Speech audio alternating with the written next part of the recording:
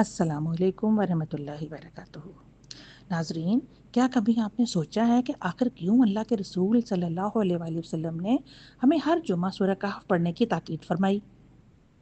اس سورہ میں وہ کون سا ایسا خاصہ یا نچوڑ چھپا ہے جو ہمیں قیامت کے سب سے بڑے فتنے یعنی فتنہ دجال سے محفوظ رکھ سکتا ہے؟ آج کی اس مختصر مگر جامع ویڈیو میں ہم سورہ کہف کے چاروں قصوں کی گہرائی میں اتریں گے اور وہ چار بڑے فتنے تلاش کریں گے جن کا سامنا ہم آج اپنی روزمرہ زندگی میں کر رہے ہیں۔ اگر آپ اپنی زندگی اور ایمان کی حفاظت چاہتے ہیں تو ویڈیو آخر تک ضرور دیکھیے گا۔ ذرا پوری صورت کا جائزہ لیتے ہیں اور اس میں سے جو ہمیں سبق اور عملی اصول مل رہے ہیں ان کے اوپر بات کرتے ہیں۔ اصحاب کہف، سب محبتوں پر اللہ کی محبت کو غالب کر لو۔ اللہ کی محبت اور جنت کی طلب اور تڑپ کے لیے تمام خواہش اور محبتوں اور دنیا کی چیزوں کو نچھاور کر دو، چونکہ اصحاب کہف میں ایمان کی آزمائش تھی۔ تو ان چیزوں کو نچھاور کرتے وقت دنیا کی فکر نہیں کرنی بلکہ فکر آخرت کرنا ہے۔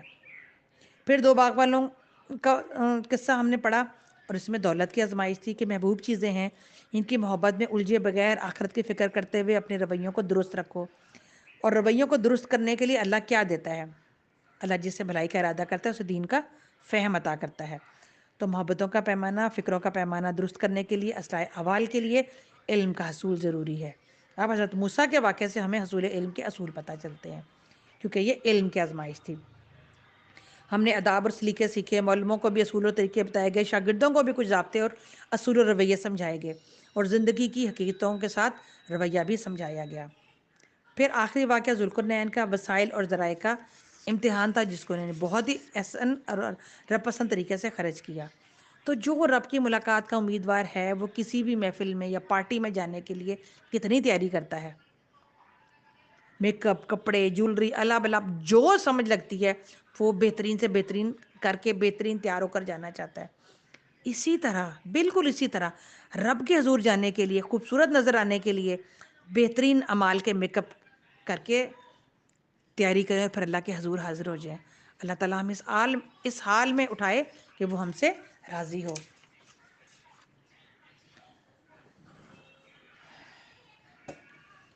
تو اصحاب کہف میں فکر آخرت کا انداز بتایا۔ حضرت موسیٰ کے واقعے نے فکر آخرت سے دنیا کی باقی فکروں سے غافل کر دیا۔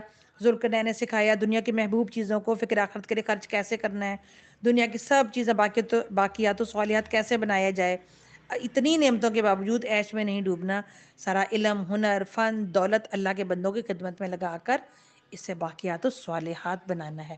اللہ تعالیٰ ہمیں ان کے اوپر عمل کرنے کی توفیق عطا فرمائے۔ ناظرین، اب سوال یہ پیدا ہوتا ہے کہ ان چار قصوں کا فتنہ دجال سے کیا تعلق ہے؟ دراصل دجال اپنی آمد پر یہی چار بڑے فتنے لے کر آئے گا۔ وہ لوگوں کے ایمان کو آزمائے گا اور خود کو رب کہلوائے گا۔ وہ زمین کے خزانوں اور مال پر قابض ہو کر لوگوں کو اپنی طرف مائل کرے گا۔ وہ اپنے پاس موجود غیر معمولی علم اور مادی کرشموں سے لوگوں کو حیران کر دے گا اور پوری دنیا پر اپنی طاقت اور شیطانی حکومت قائم کرنے کی کوشش کرے گا۔ یہی وہ مقام ہے جہاں سورہ کہف ایک ڈھال بن کر سامنے آتی ہے۔ یہ سورہ ہمیں سکھاتی ہے کہ جب دجال ایمان پر حملہ کرے تو ہمیں اصحاب کہف کی طرح اللہ کی پناہ لینی ہے۔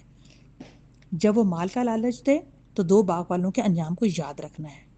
جب وہ اپنے علم سے دھوکہ دے تو خضر اور موسیٰ کے واقعے سے اللہ کی پوشیدہ حکمتوں پر یقین رکھنا ہے، اور جب وہ اپنی طاقت دکھائے تو ذوالقرنین کی طرح اللہ کی دی ہوئی قوت کو حق کے لیے استعمال کرنا ہے۔ بس جو شخص ان چاروں فتنوں کی حقیقت کو سمجھ لے گا دجال اسے کبھی گمراہ نہیں کر سکے گا۔ یہی وہ خاصہ ہے جو سورہ کو قیامت تک کے لیے ہر مومن کا سب سے بڑا ہتھیار بنا دیتا ہے۔ تو ناظرین، یہ تھا سورہ کہف کا وہ عظیم خاصہ جو ہمیں فطروں کے اس سمندر میں ایک محفوظ کشتی کی طرح راستہ دکھاتا ہے۔ یاد رکھیے، یہ سورہ صرف پڑھنے کے لیے نہیں بلکہ سمجھ کر اپنی زندگیوں میں نافذ کرنے کے لیے ہے۔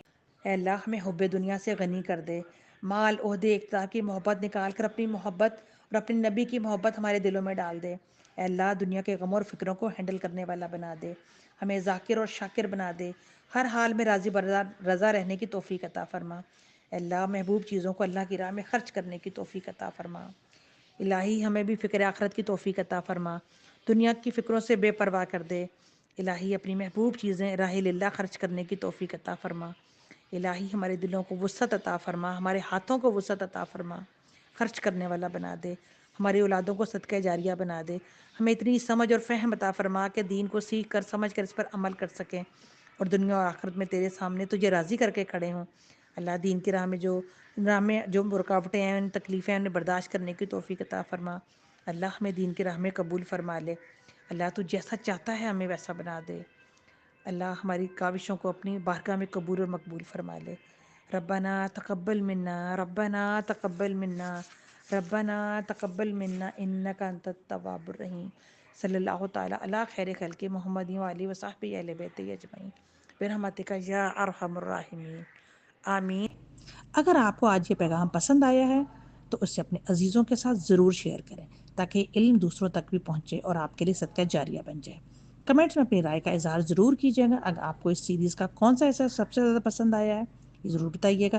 انشاءاللہ اگلی ویڈیو میں ایک نئے موضوع کے ساتھ حاضر ہوں گے۔ تب تک کے لیے اپنا بہت خیال رکھیے گا اور دعاؤں میں یاد رکھیے گا۔ اللہ حافظ۔ السلام علیکم ورحمۃ اللہ وبرکاتہ۔